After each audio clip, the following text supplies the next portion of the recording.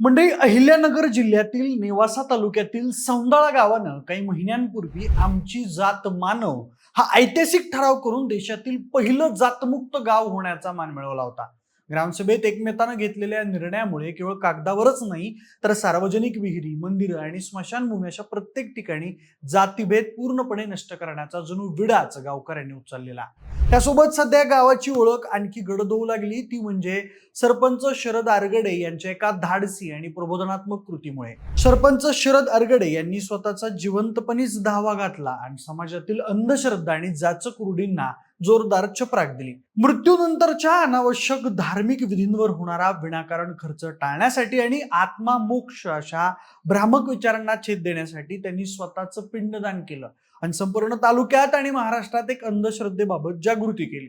सरपंच शरद आरगडे यांनी स्वतःचा धावा का केला, सध्याच्या अंधश्रद्धेच्या वाटेवर असलेला आपला देश त्यातून त्यांनी गावाला कशा प्रकारे आदर्श घालून दिलाय, याबद्दल आपण सगळं जाणून घेऊया या व्हिडिओच्या माध्यमातून. नमस्कार, मी प्रथमेश आणि तुम्ही पाहताय विशेष भारी. म्हणजे अहिल्यानगर जिल्ह्यातील नेवासा तालुक्यातील सौंदाळा गावचे सरपंच शरद आरगडे यांनी जिवंतपणी स्वतःचा धावा घालून पुन्हा एक आदर्श घालून दिलाय. 21 एप्रिल 2026 रोजी पार पडलेल्या या धाडसी उपक्रमाची चर्चा केवळ अहिल्यानगरमध्येच नाही तर संपूर्ण महाराष्ट्रात समाज प्रबोधनाचा एक नवीन वस्तुपाठ म्हणून केली जाताना दिसते आहे. शरद आरगडे हे सौंदाळा गावचे सरपंच असून एक विज्ञाननिष्ठ व्यक्तिमत्व देखील आहेत, ज्यांनी आपल्या कृतीतून समाजातील अंधश्रद्धेच्या मुळावरच घाव घातलाय. त्यांनी केलेल्या या उपक्रमामागील त्यांचा मूळ हेतू अतिशय खोलवर आणि वैचारिक आहे. हिंदू धर्मात एखाद्या व्यक्तीच्या मृत्यूनंतर 10व्या दिवशी दशक्रिया विधी करण्याची परंपरा आहे. या विधी दरम्यान पिंडदान केलं जातं आणि असा समज असतो की जर कावळ्याने त्या पिंडाला स्पर्श केला तर मृत व्यक्तीचा आत्मा शांत होतो किंवा त्याची कोणती इच्छा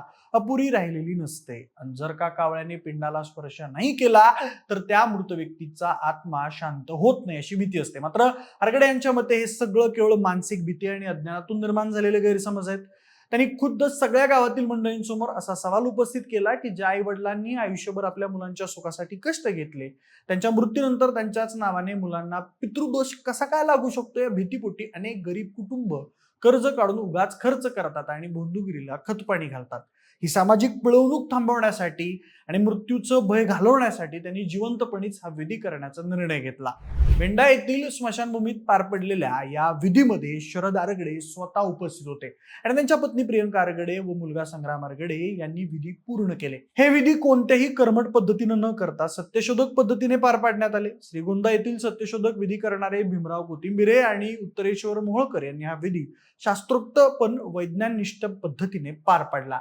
यातली धक्कादायक आणि प्रबोधनात्मक गोष्ट म्हणजे जेव्हा शरद आरगडे यांच्या नावाचं पिंडदान करण्यात आलं तेव्हा काही क्षणातच तिथे अनेक कावळे आले आणि त्यांनी पिंडाला चक्क स्पर्श केला.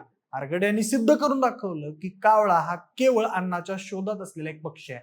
त्याचा मृताच्या आत्म्याशी किंवा इच्छेशी काडीचाही संबंध नसतो. जर जिवंत माणसाच्या विधीला कावळा शिवू शकतो तर मृत्यूनंतरच्या त्या स्पर्शात कसला मोक्ष असेल, हा त्यांचा प्रखर सवाल होता. या कार्यक्रमाच्या माध्यमातून आरगडे यांनी केवळ अंधश्रद्धेवरच प्रहार केला नाही तर स्त्री सन्मानासाठी एक क्रांतिकारी पाऊल उचललं. त्यांनी जाहीरपणे एक कायदेशीर ॲफिडेव्हिट तयार केलं, ज्यामध्ये त्यांनी स्पष्टपणे नमूद केलंय की त्यांच्या मृत्यूनंतर त्यांच्या पत्नीने कोणत्याही विधवा प्रथा पाळू नयेत, तिने कपाळावरील कुंकू पुसू नये, हातातील बांगड्या फोडू नयेत किंवा मंगळसूत्र उतरवू नये.